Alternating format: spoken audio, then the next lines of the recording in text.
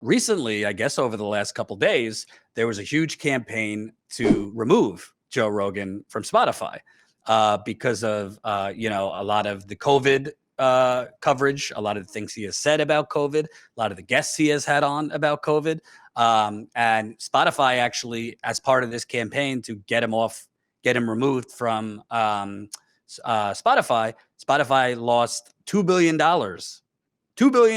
in just a few days in terms of its market cap or whatever those fancy terms are. But this has hit Spotify where it hurts because Joe Rogan is exclusive on Spotify. And Spotify has been there was just floods of cancellations online over Joe Rogan. So I kind of have a nuanced view on it. Some people might not agree. That's fine. I don't think Joe Rogan should be removed from Spotify. I think that's going too far. I think that Joe Rogan has, intentionally or not, even if it's unintentionally, I think he has put out stuff that's factually not true about COVID.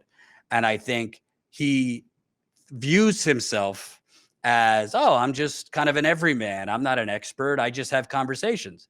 And that's great. I barely have time to watch like 5 to 6 minute videos. I have never watched a full Joe Rogan, 3-hour show. I don't even have Spotify. I've seen clips of him on YouTube and I like some of his stuff. However, some of his stuff in his mind, I'm just having casual conversations.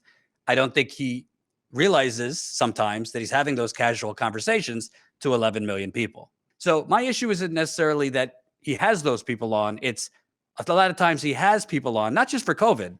We're also talking like alt-right figures, some hardcore right-wing figures, and he doesn't push back.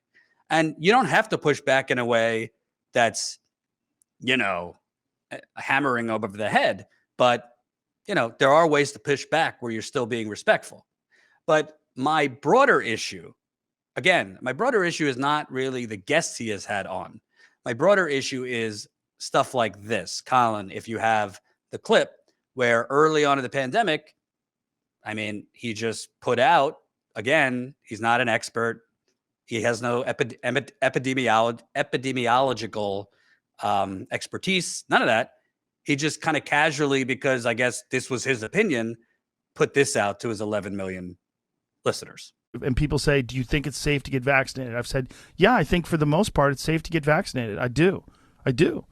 But if you're like 21 years old and you say to me, should I get vaccinated? I go, no. Yeah.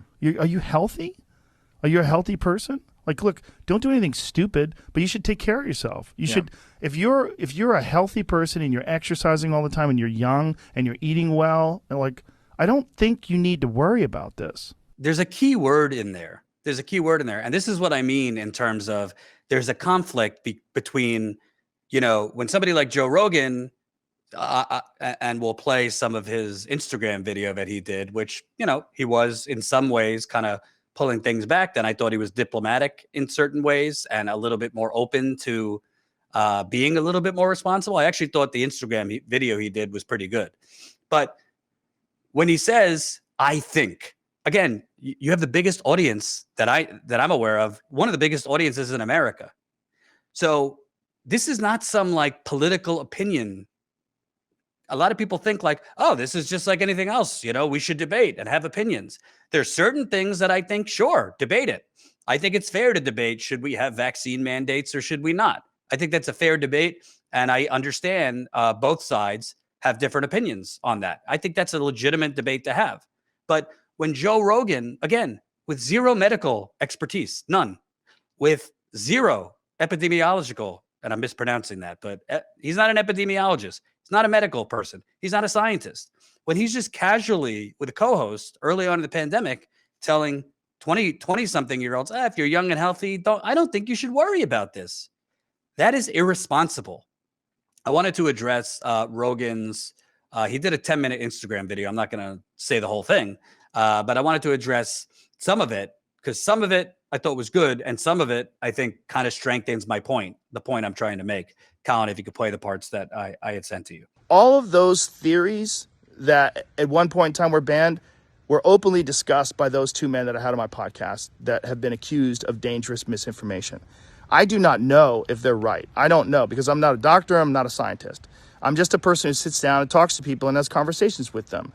Do I get things wrong? Absolutely, I get things wrong, but I try to correct them. So that's part of the problem. That's part of the problem right there. So he's saying, do I know if the people I'm having on are right? No, I don't. I don't know if they're right. He says, I'm not a doctor. I'm not a medical professional, this and that. Well, if you're not a doctor and you're not a medical professional, why are you very, very deliberately telling your viewers, hey, if a 21-year-old asks me if I should get vaccinated, a young, healthy person? No. You can't have it both ways. You can't shrink behind, I don't know if Dr. Malone or other people, what they're saying is true. I'm not a doctor.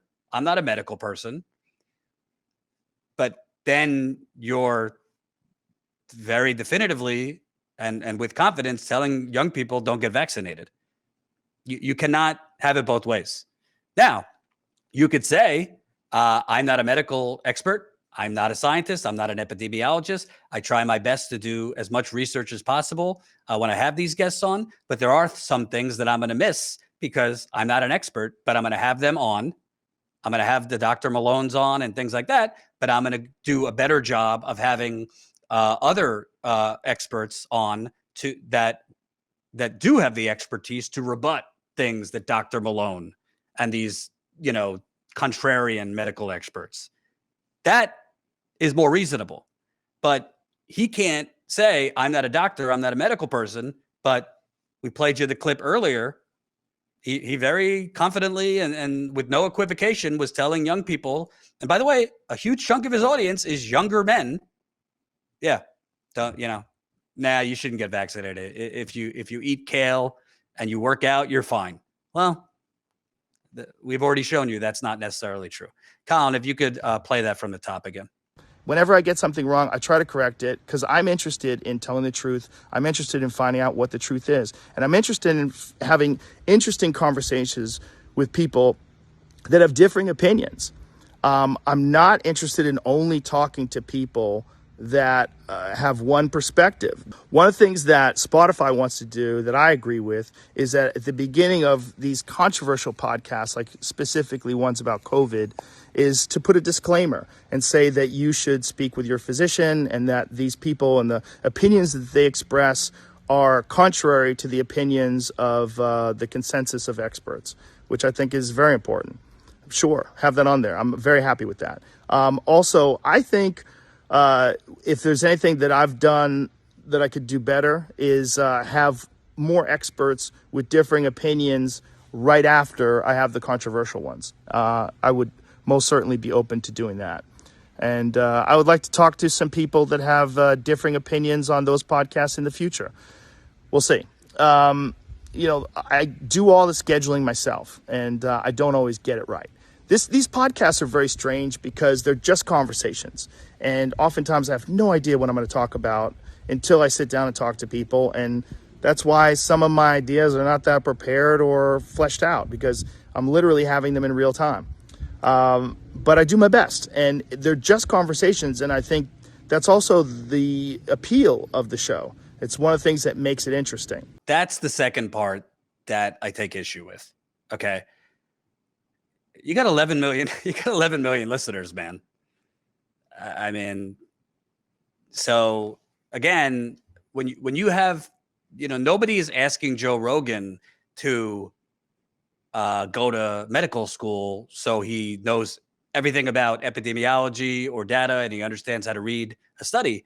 But, when you have one of the biggest audiences in the country, I'm not saying don't have differing opinions on, don't have controversial people on, but you can't just say, I'm just having conversations and, they're just very casual and my thoughts aren't always fleshed out and I don't know what I'm going to talk about. I mean, maybe then you have to slow down your schedule of how many guests you have on to give yourself a little more time to research. I don't know the answer. I don't know his programming schedule. I don't know how much output he's doing, but freedom of speech is fine. I don't think he should be removed. I'm against that. But that doesn't mean you don't need to heighten your sense of responsibility when you have that big of an audience. I mean, we crap on corporate media all the time. CNN, MSNBC, who has a quarter of his audience because they push nonstop propaganda. They push nonstop lies.